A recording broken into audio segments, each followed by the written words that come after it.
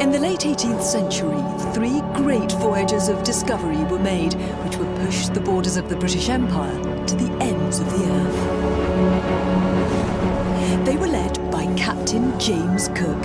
In just over a decade, his genius as a navigator and chart maker would add a third to the map of the known world.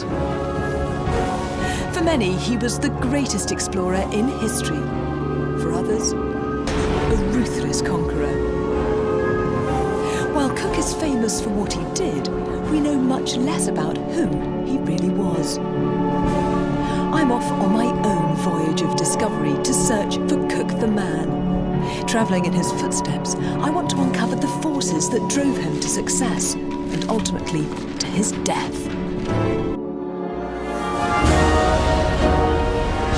Between 1768 and 1775, James Cook, the obsessive discovering genius, had crossed oceans, charted new lands, and discovered new peoples. He had secured his place in history. Like many people, I'd learned about James Cook at school. At first, I really didn't think he was for me. It was just more propaganda for an outmoded empire, the noble hero who discovered Australia and New Zealand and put a lot of the Pacific on the map. But while researching for my book, I learned more about the woman behind the imperial icon, his wife, Elizabeth. In 16 years of marriage, Elizabeth and James spent a total of just 4 years together. They had 6 children, and Elizabeth buried all 6 alone. She survived James by 56 years, but just before she died, age 93, she did something curious. She burned every single letter he'd ever written her.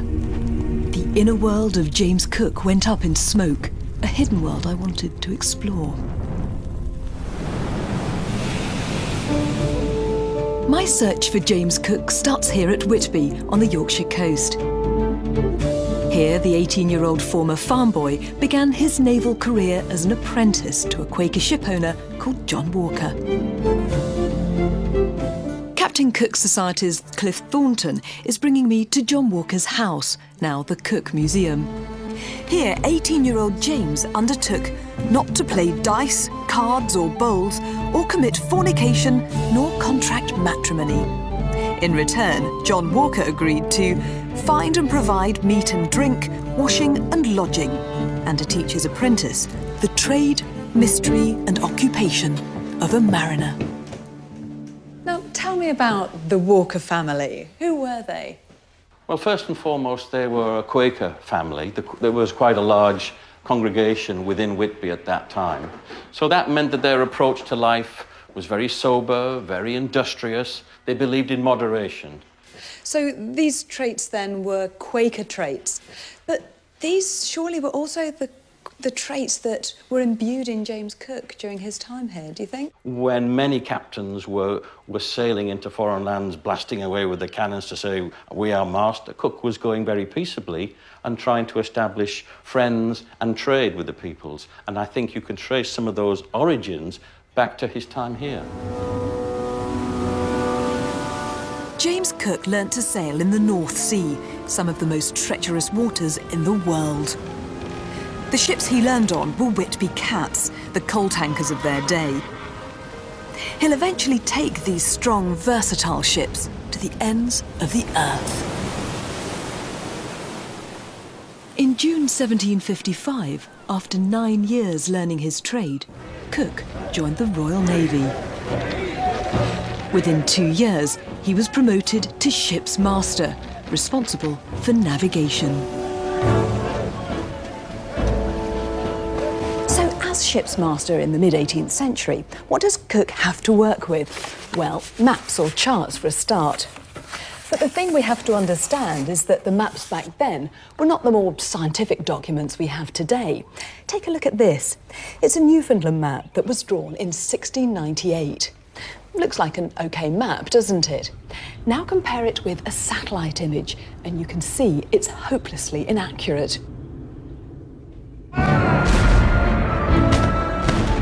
But soon, accurate maps would be in huge demand. In 1756, Britain and France began the 7 Years' War.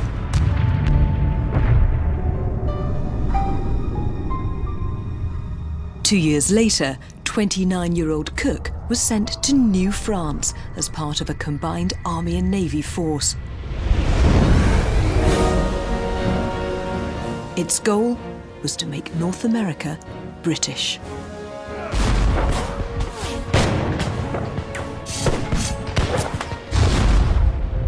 The French first line of defence was here at Louisbourg Fortress. The British made a surprise landing on nearby Kennington Beach and won the Battle of Louisbourg. But for Cook, the victory was almost a side issue. The day after the fortress fell, Cook was walking on this little beach where he met a young man named Samuel Holland who was using a strange kind of instrument. As it would turn out, it was called a plane table.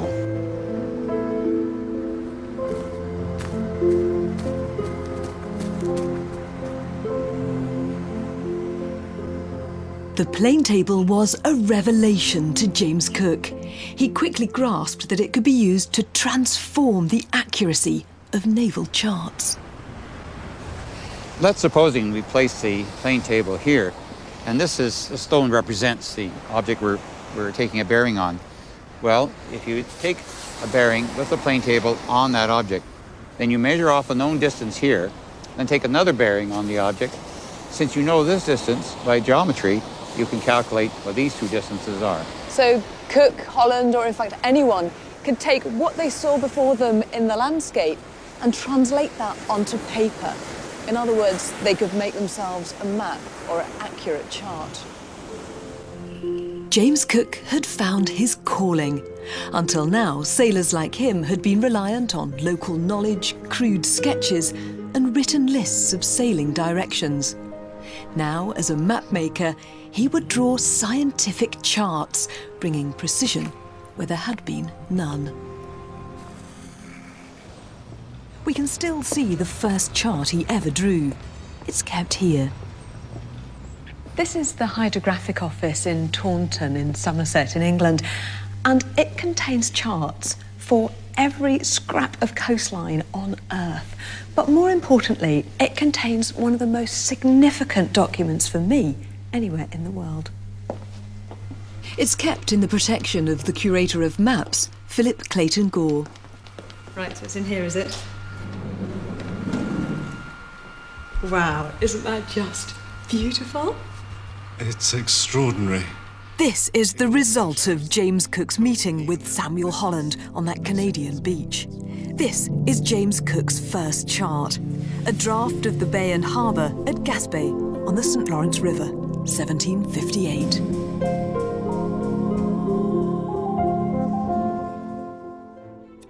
Cook's maps from Canada were so outstanding that he was appointed King Surveyor of Newfoundland.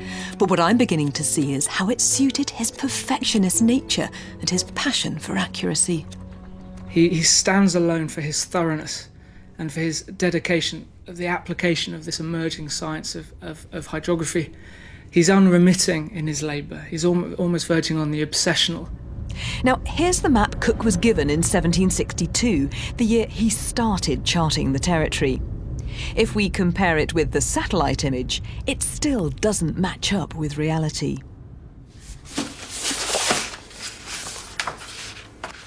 OK, here's what Cook produced 5 years later. Now, this really is a map. Just look at this detail. And when you put it up against a modern satellite image, you can see just how precise it is. So precise, in fact, it was still being used well into the 20th century. Perhaps as he entered his mid-30s, this down-to-earth Yorkshire farm boy had travelled further than the New World. His charting ability made him invaluable to an ever-expanding empire. But it also meant he could start climbing Britain's rigid social hierarchy. And there's a clue that he knew it. Take a look at his signature. It's changing. He's adding elaborate flourishes. I think it's the signature of a man growing in confidence, preparing himself for better things. By 1767, James Cook was 39 years old, married with a growing family. His wife Elizabeth was 27, young James 4, Nathaniel 3, and little Elizabeth 18 months. Life for the Cooks had settled into a pattern. James spent summers surveying Newfoundland, winters back in London finishing his charts. Then one day, Cook was called to the Admiralty, the headquarters of the Royal Navy.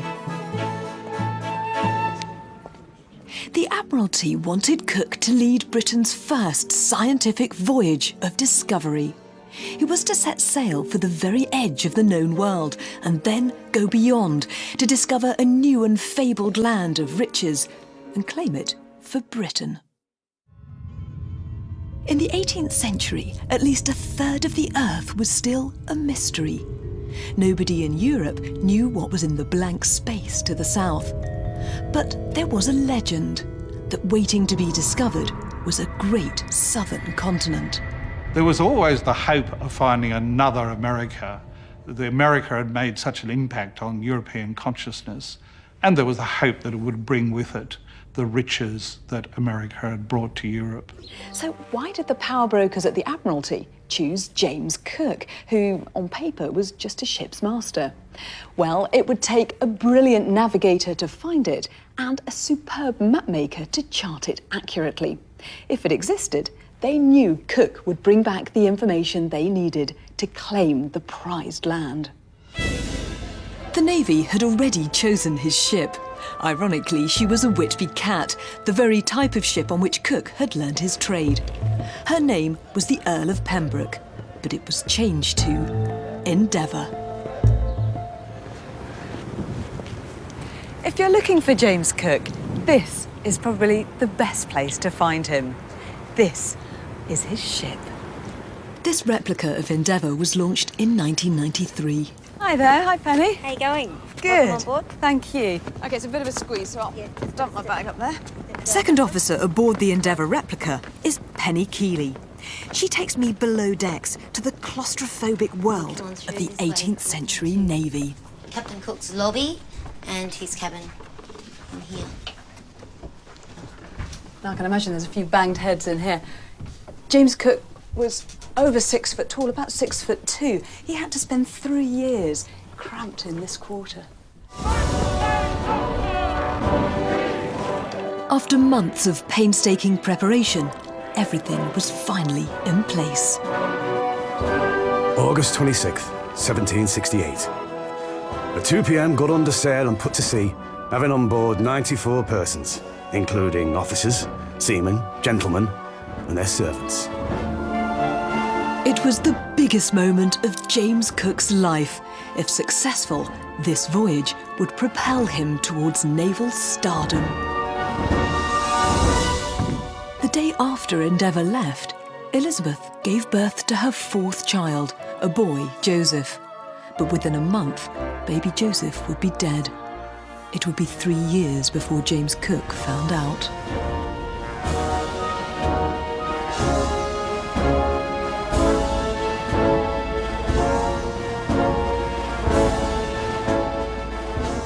After 5 months at sea, Endeavour rounded the tip of South America and entered the waters that would make Cook famous, the vast and mysterious Pacific Ocean.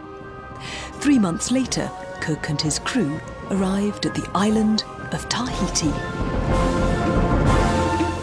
Their intention was to observe a rare astronomical event, the transit of Venus across the face of the sun. But it wasn't this that caught the crew's attention. It's heaven on earth.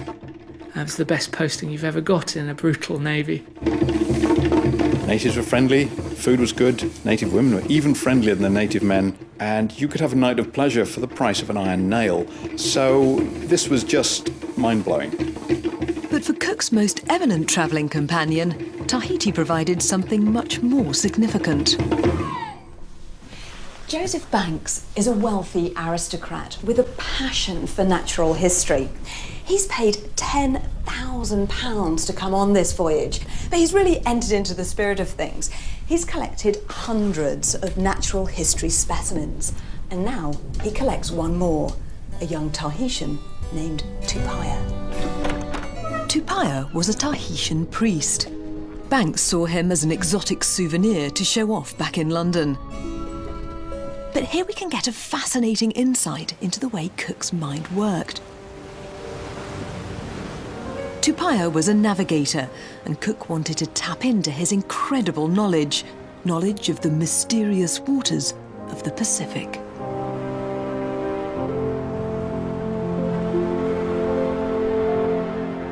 Cook respected his geographical knowledge, his navigational skills, and he was an invaluable translator for them all around Polynesia. But Cook draws upon local experience whenever he can, and I think perhaps that sets him apart again from other officers in the period, his willingness to learn from local knowledge, to deal with indigenous peoples. After leaving Tahiti, Tupaya drew Cook a map. 2 men, one guardian of the Polynesian world and its geography, the other an officer in His Majesty's Navy, and the common language they shared was that of navigation. Tupaya's knowledge was that of the amazing Polynesian people, the most widely travelled people on Earth. Tupaya's map stretches across some 2,200 kilometres of ocean. But on it there was no sign of the great southern continent. We cannot find that Tupaya either knows of or has ever heard of a continent or large tract of land. I have no reason to doubt his information. But as instructed, Cook sailed to 40 degrees south and found nothing, no sign of the southern land. So he went back to his secret orders, which said, "Not having discovered the great southern continent, you are to proceed in search of it to the westward until you discover it, or fall in with the land discovered by Tasman."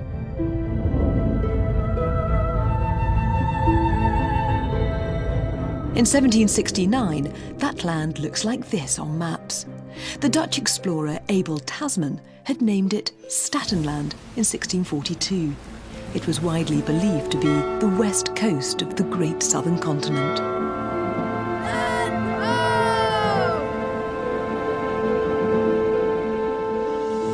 All Cook knew was that he was looking at the east coast of an unidentified land. The quickest way to find out if this was the great continent was to ask the people who clearly lived here, people who were about to make a profound impact on James Cook.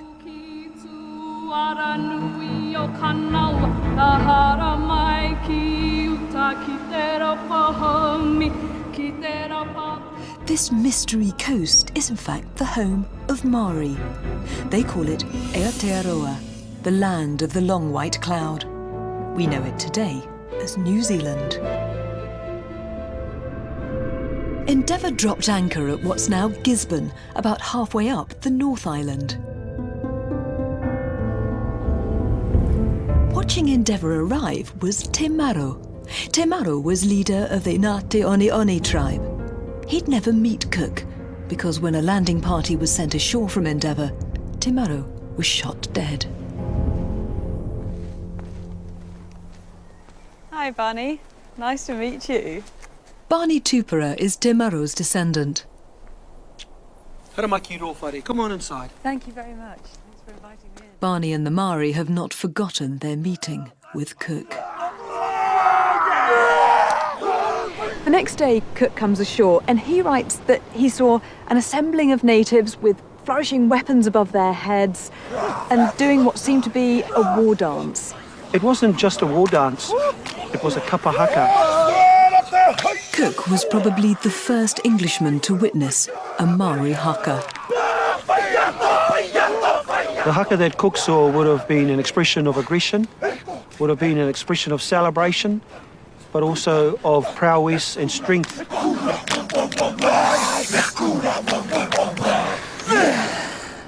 Cook had no idea how to respond to this Maori haka, but what happened next was remarkable. Te Rākau, who was the leader of the kapa haka that came down onto the beach that day, would have then gone forward to meet him.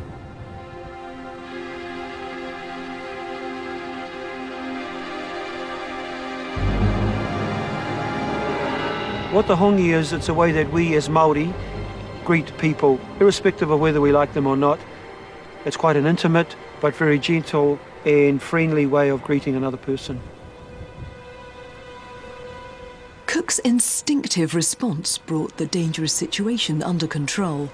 But that bridging of two diverse cultures was all too brief, and things soon began to go wrong. For a reason unclear, Te Rakau grabbed Cook's sword.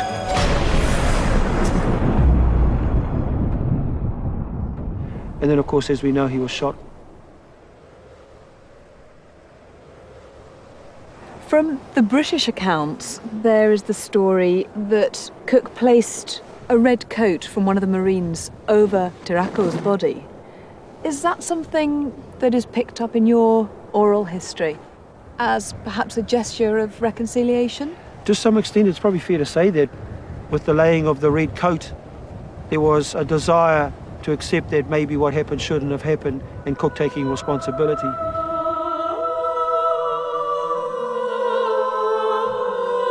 I am aware that most humane men who have not experienced things of this nature will censure my conduct in firing upon the people.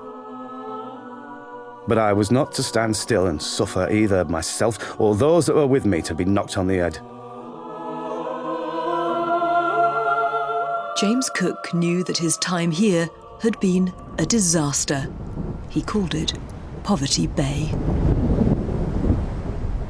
I think he named this place as much for his own sense of failure as for any failure in getting provisions.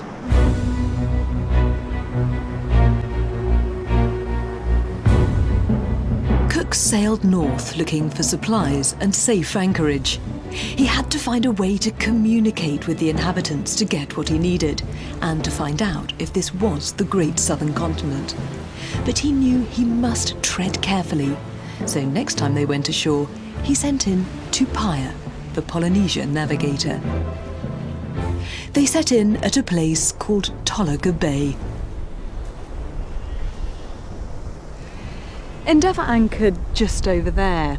Then Cook rowed around this headland and came into this cove here to get wood and water. After his disturbing first few days in New Zealand, he's learning that respect goes a long way with Māori. During our stay in this bay, we had everyday traffic with the natives.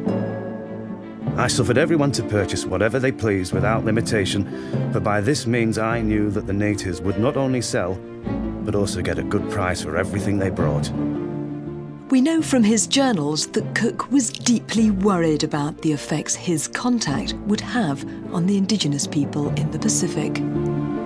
What seems to be happening here is much more than just an explorer plotting a stretch of coastline on the map.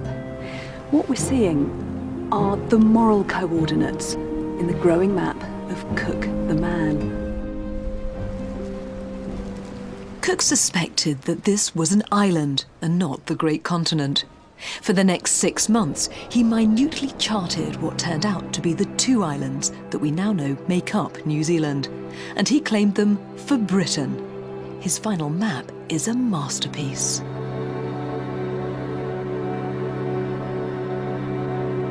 This is just the most brilliant piece of hydrographic work ever undertaken. It's pioneering, it's on the grandest scale, it's done in the shortest space of time, and it's remarkably accurate.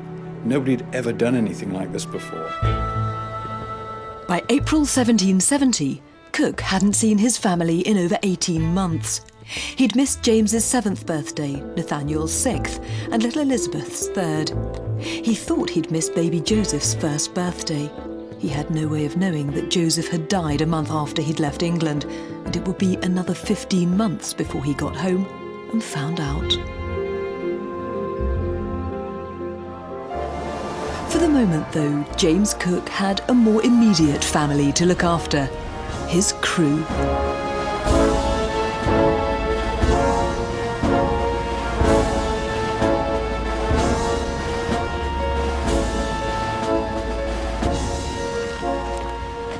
Peppered throughout the journals of James Cook are constant references to feeding his men.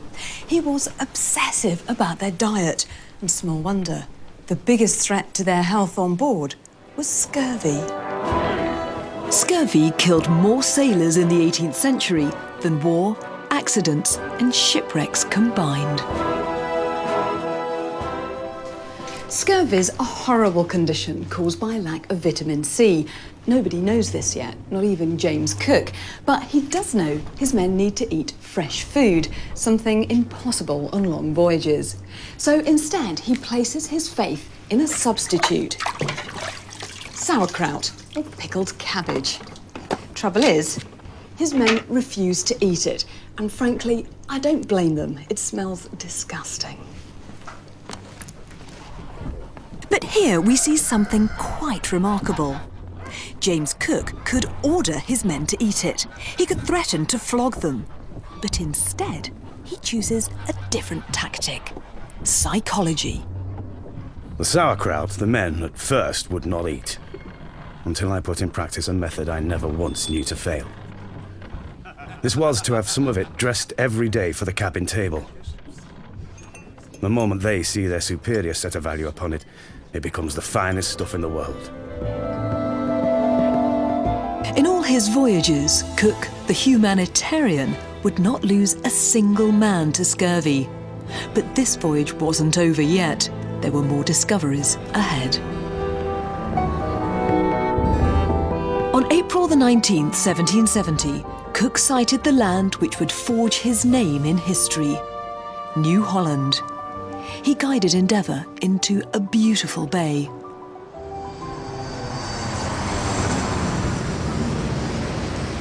You still arrive in New Holland at that very bay. It's the site of Sydney Airport. Today, New Holland is Australia. James Cook anchors Endeavour just out there. As he's being rowed to shore, he clearly has a sense of occasion. He knows the first man to step ashore will be remembered. So he turns to his wife's cousin, 17-year-old midshipman Isaac Smith, and says, "Isaac, you shall go first."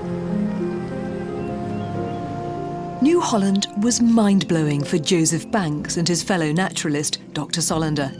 Everything there was so different from any other place on Earth. The scientists collected samples of 130 unknown species of plant, including one named after Banks himself, Banksia. James Cook had already named this place Stingray Harbour, but he went back to his journal and changed it to one that would become the most famous name in the land, Botany Bay. But one thing mystified Cook. There were few signs of the local inhabitants. Unlike the Tahitians or Maori, the residents of New Holland made it clear they wanted nothing to do with these white visitors. They wanted them to go away.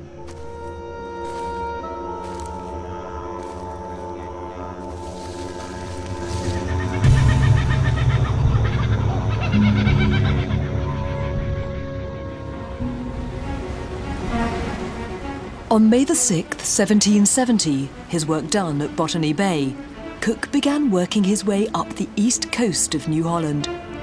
For 3 months, he methodically and meticulously charted this unknown land. Cook had no way of knowing, but as he pushed up the east coast of New Holland, he was putting the entire voyage at risk. He was sailing Endeavour straight into a trap, the Great Barrier Reef. A marine minefield of treacherous coral outcrops over 1,200 miles long, the same distance as London to Moscow.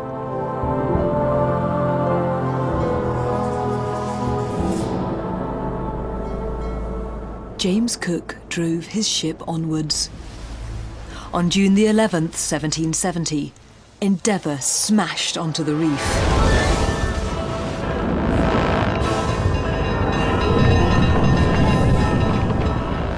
There were 100 men on board Endeavour, the charts of New Zealand and the east coast of New Holland. This was a priceless treasure ship. Water gushed in. The men threw stores, cannon overboard, anything to lighten the ship. They were 20 miles from land, their lives hanging in the balance.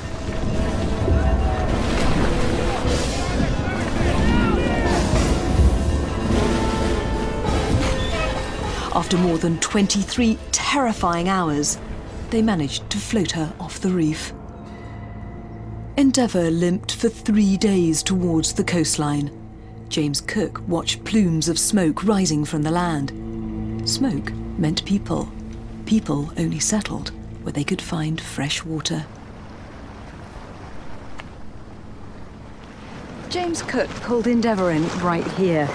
By now, the place was deserted. Whoever had lit those fires was long gone. We know from his records that he beached the ship right here, in this exact spot, and then pulled her up onto the mud, pushed her over to repair the hole in her side.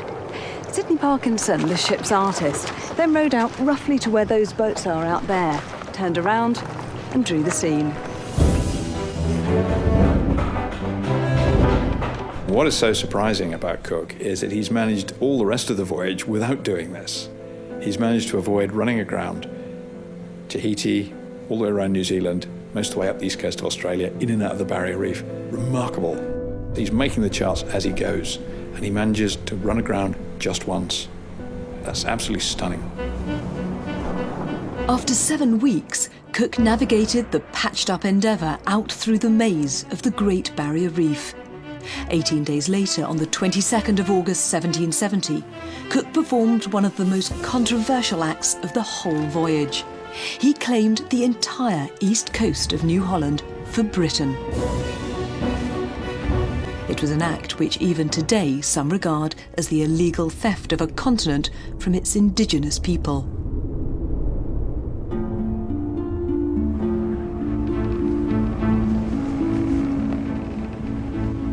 The next day, Cook sailed north into open water and back onto the map. Endeavour had finally rejoined the known world and now headed for the Dutch port of Batavia, modern Jakarta.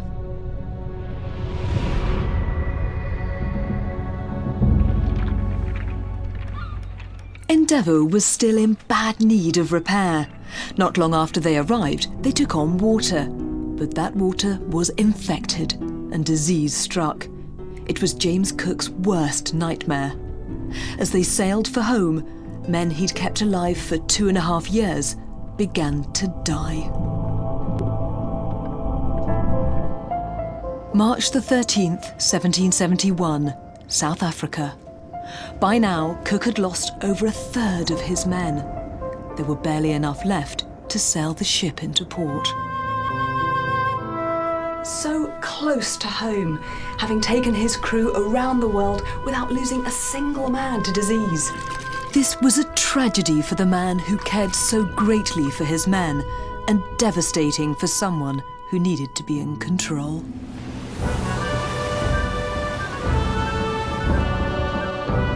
July the 12th, 1771, after 2 years and 11 months at sea, Endeavour sighted the White Cliffs of Dover. Britain's great scientific voyage of discovery was finally over, and it was time for Cook to leave his wooden world on board Endeavour.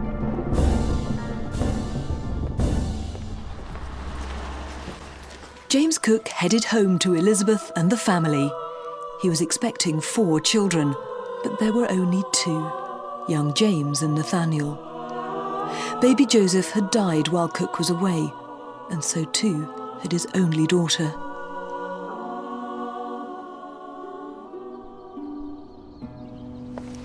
I've got children of my own, so the thought of Elizabeth mourning her little ones by herself really tugs at my heart. She buried 2 of them here at St Dunstan's Church, not far from the family home at Mile End. Baby Joseph and her namesake, the infant Elizabeth. Canny and pragmatic, she was raised in an alehouse near the Thames, so knew what she was in for, marrying a sailor. But James Cook was no ordinary sailor. In 16 years of marriage, they spent just 4 years together. If James Cook was exceptional, he needed a wife who was every bit as tough and determined to hold their family together. Theirs really was a partnership, despite the long years of separation. In her own way, she was just as remarkable as him.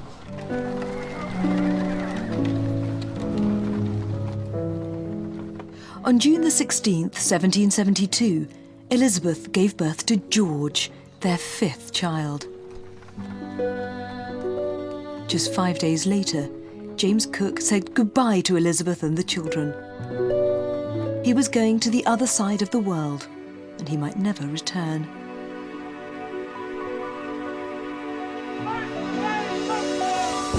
The Admiralty still believed there were huge areas in the Southern Ocean where a vast landmass might be found. But Cook had a second, personal agenda: to chart the Southern Oceans and rid them of uncertainty. Now he's on a voyage that he says will make his previous discoveries more perfect and complete. More perfect and complete. That choice of words is really interesting. It gives us a valuable insight into his determination and his obsession. On 13th of July 1772, Cook and his new ship Resolution and the Adventure sailed from Plymouth. It would take over 3 months to reach Table Bay at the southern tip of Africa. From here, they headed south towards Antarctica, where the ships entered a strange world of ice.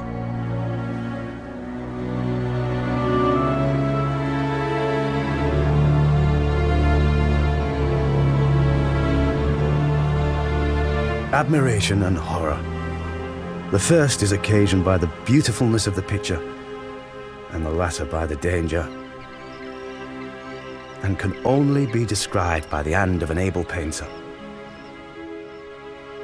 The able painter was 29-year-old ship's artist, William Hodges. He would show the world wonders like these, the very first images of the Antarctic. At 14 past 11 o'clock, we pass the Antarctic Circle and are undoubtedly the first and only ship that ever crossed that line. James Cook continued his sweep of the Southern Ocean. He'd been at sea for over 4 months and travelled over 10,000 miles without ever sighting land.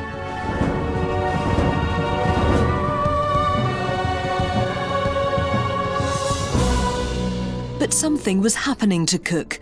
The man who always wanted to be in control began to show glimpses that all wasn't well.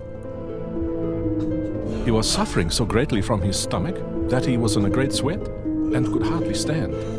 It was indeed hardly remarkable that, after so great a responsibility and so prodigious a strain on both his mental and physical capacities, he should be completely exhausted. And the Sparman, HMS Resolution. Cook recovered, and the vast blank which was the Pacific Ocean was now being meticulously filled in by the hand of this master chart maker. Yet the growing sense of order on the chart contrasted with the growing disorder in his temper. Increasingly unpredictable, the new Cook was at times a far cry from the controlled man his crew was used to. On this voyage, Cook had achieved his ambition, to go as far as it was possible for a man to go. But had he pushed himself too far?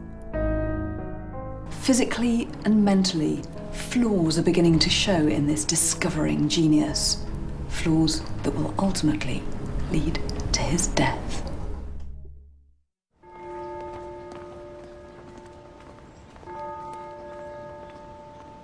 The summer of 1776 finds James Cook here, ensconced at Greenwich Hospital, a retirement home for sailors. Cook was bored and restless. At 48, he was the most celebrated sailor of his age. He had completed 2 extraordinary voyages of discovery, and he was about to be called out of retirement to start a third. Cook had been asked to dinner with the 3 most important men in the British Navy. They wanted him to lead one final voyage of exploration. They wanted him to find the fabled Northwest Passage. And the reason was Britain's love of tea, most of which came from Asia.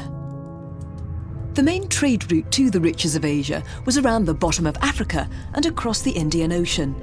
But the Portuguese had controlled that for almost 300 years. The answer was to go the other way round, over the top of the world. A passage northwest from Britain, up to the Arctic, down into the Pacific and round to China, cutting the distance almost by half. Like the Great Southern Unknown, the Northwest Passage was one of those great cartographic mysteries. What happened in the northern coastline of Canada? What was there at the North Pole? From the very start of this voyage, James Cook was under enormous pressure.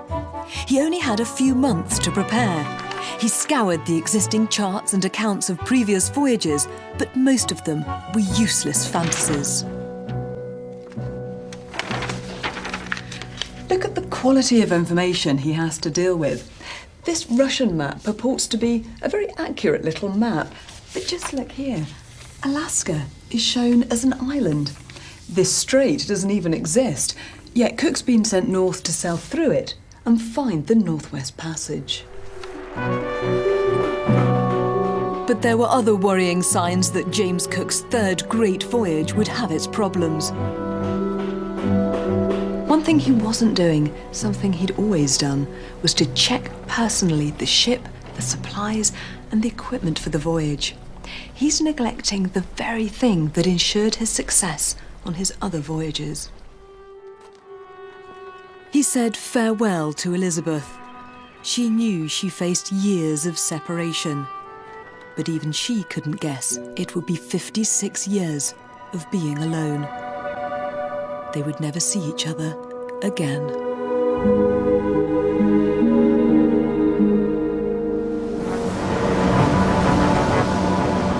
In June 1776, the expedition set sail. Cook used two ships, Resolution, which he'd command, and Discovery. Once again, he would travel round Africa and enter the Pacific from the east, before heading north to the Canadian coast in his search for the Northwest Passage. For some of his loyal crew, this would be their third voyage with Cook. One newcomer is ship's master, the brilliant but prickly William Blythe. He'll become notorious for the mutiny on the Bounty, but for now, he wants to sail with Cook, the great navigator. But as the voyage progressed, Cook, the cool, humane captain, underwent a dramatic, disturbing change. He loses his temper, he starts to shout and yell at the officers and men, he starts to lose control of his emotions, and there's a kind of tragic inevitability that it's not going to end well. If his behaviour was growing erratic towards the end of the second voyage, on the third, it was getting worse. Heaver, the name of the dancers of the Southern Islanders, which bore so great a resemblance to the violent motions and stampings on the deck of Captain Cook. It was a common saying among both officers and people. The old boy has been tipping a heaver. James Trevennan, midshipman, HMS Resolution. James Cook did have big problems. He was battling the wind and supplies were stretched to the limit. He'd also missed the northern summer, which meant extending the trip by another year. The Cook of old would have maintained his composure. This new Cook has a mean streak, and he takes it out on others. The first to feel this was the island of Maria near Tahiti. When the locals stole the ship's goat, Cook got so angry he set fire to their boats and village in revenge. Thus, this troublesome and rather unfortunate affair ended, which could not be more regretted on the part of the natives than it was on mine.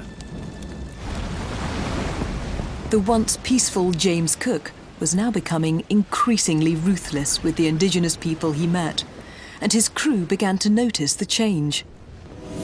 Captain Cook punished, in a manner rather unbecoming of a European, by cutting off their ears, firing at them with small shot as they were swimming or paddling to shore, beating them with the oars, and sticking the boat hook into them. George Gilbert, midshipman, HMS Resolution. Cook was aware of his changing behaviour, but it seems he was unable to control it. Actually, I sometimes wonder if he just wasn't a little bit depressed, because depression wasn't a condition that one admitted to or diagnosed back in the 1700s. Another more simple explanation might be that he just wore the burden of command for too long. He was worn down by continual responsibility. Cook had been away for over 18 months when he sailed up towards the North American continent. It was from here, New Albion, that he began his search for the Northwest Passage.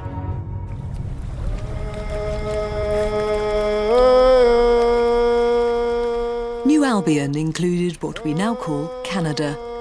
Here James Cook met the Mawachat, the people of the deer. Cook's crew were the first white men they'd ever seen.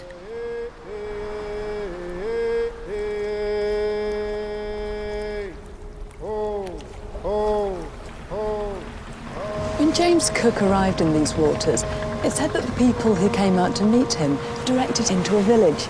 And that's it over there, the village of Uquot. James Cook's ship Resolution is really falling apart. Sloppy defence contractors aren't just a modern problem. The shipwrights back home have done a terrible job, and he now needs to chop down these trees to replace masts and make new timbers. All work that should have been overseen by Cook in London, not thousands of kilometres away here. After a month in Nootka, James Cook sailed off in search of the Northwest Passage. It was the start of his last great quest. Cook's ships crawled along the tortuous Alaskan coastline. Every bay and inlet was methodically checked. Any of them might have revealed the elusive route back to Britain. Weeks and months drifted by. There was no sign of Cook's prize, no sign of a quick route home.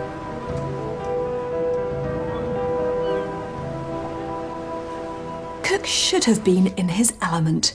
On previous journeys, his obsession with meticulous charting of unfamiliar coastlines had driven his crew to distraction. But now it was doing the same to him. One huge bay alone took 16 days to explore to his satisfaction. Could it be he was starting to doubt himself? What if the Northwest Passage didn't really exist? What if this last great voyage was a waste of time?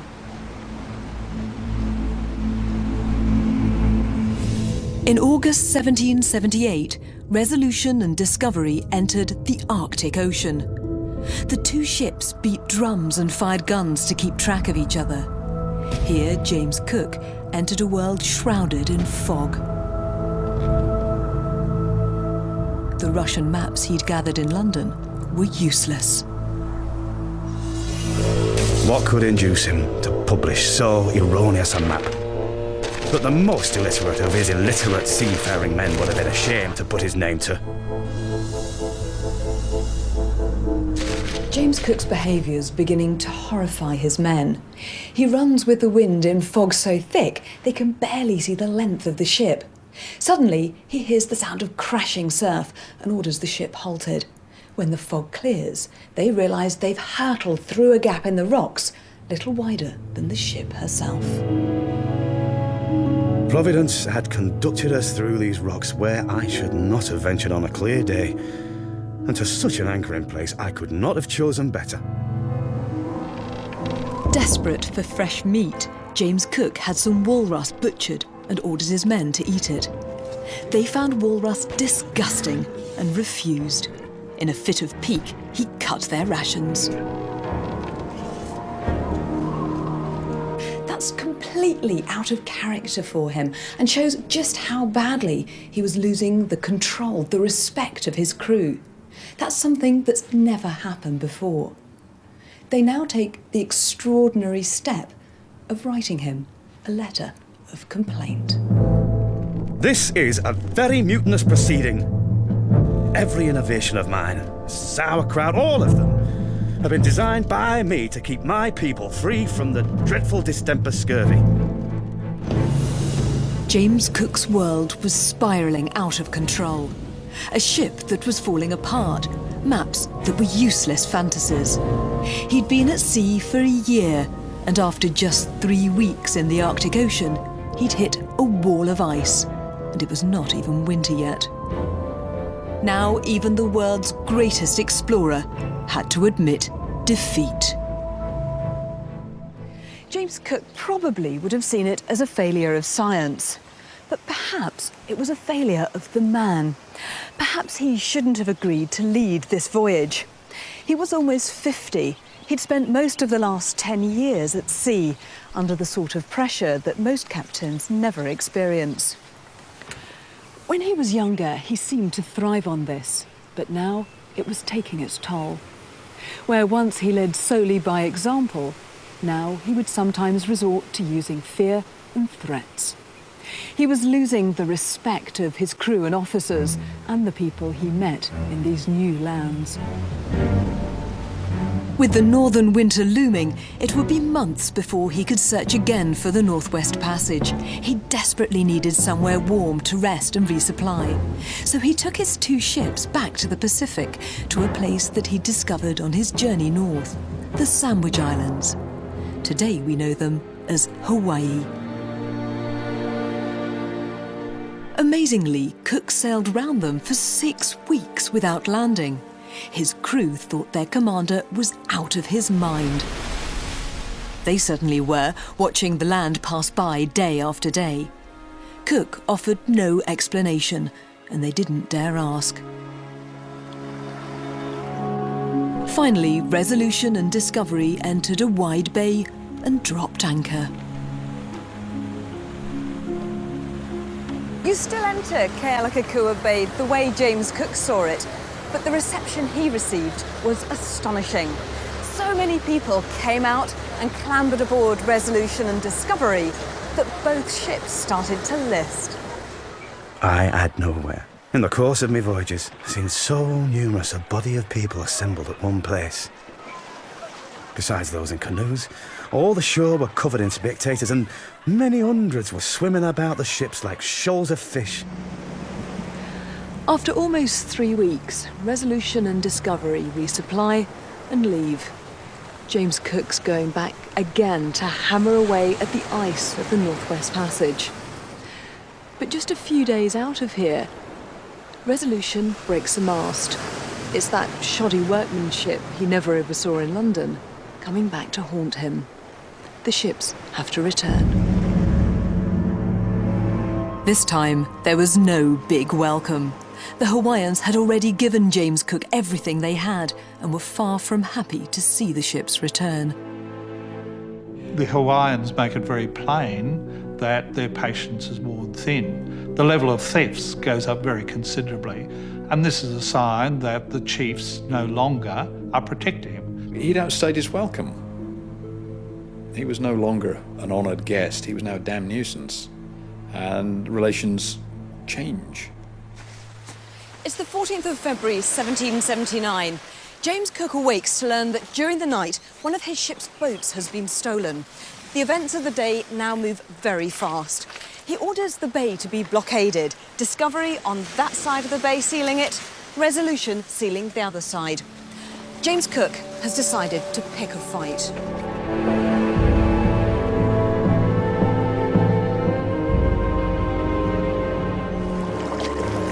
James Cook arrives on this beach. He's armed with 9 Marines. They head up towards a large village here called Ka'aveloa. It's perhaps the most sacred site on the island. He marches into this sacred village, goes straight to the chief's house and seizes him. Cook intends to keep him hostage until he gets his boat back. James Cook brings the chief down here to the water's edge amid a gathering crowd of Hawaiians.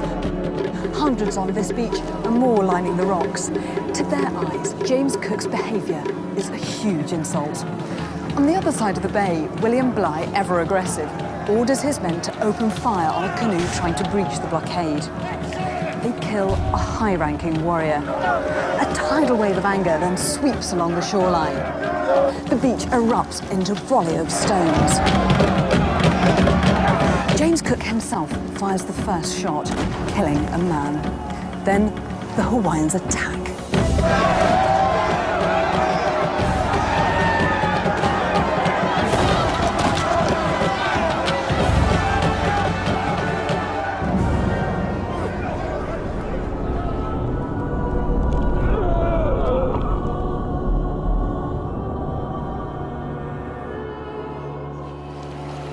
James Cook died right here, the sailors watching helplessly as his body is hacked to pieces. But what actually killed Cook wasn't daggers or stones or drowning. It was the belief that he could control every situation. That's the tragedy of his death.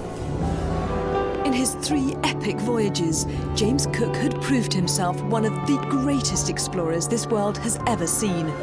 The Empire would make him a hero. But the truth about Cook the man was washed away. I think the real Cook was more complex, more fascinating, and that his personal journey was perhaps the most dramatic of them all. What I've found is perhaps an unpalatable truth, that the ambitious, decent man who saw the human in everyone, that man lost himself along the way. So a genius, yes, but a flawed and lonely genius. And perhaps that's the real reason why his wife Elizabeth burned those letters. To try to keep Captain Cook the man for herself, so that only the legend remained.